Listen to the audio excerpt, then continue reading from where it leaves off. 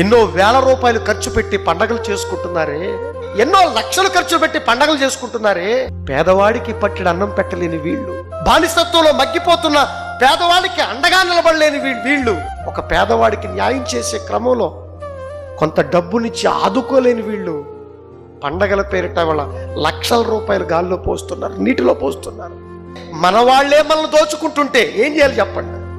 ఒకనాడు వాళ్ళు విభజించి పాలించారు మన దేశాన్ని. ఈరోజు ఈ భారతదేశంలో మనోళ్లే ఒక దేశంలో పుట్టి అన్నదమ్ములుగా బ్రతకవలసిన మనలో ఎన్నో చిచ్చులు పెట్టి, కుల చిచ్చులు, మత చిచ్చులు పెట్టి దాంట్లో చలిగాచుకుంటూ విభజించి పాలిస్తున్నారు మనల్ని.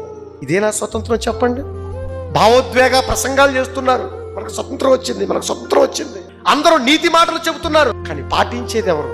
నిజంగా ప్రజలను ప్రేమించేది ఎవరు? వివక్షత లేకుండా నా దేశాన్ని చూసి నిజంగా సగర్వంగా జెండాకు శాల్యూట్ చేసి జాతీయ గీతాన్ని పాడేది ఎవరు చెప్పండి?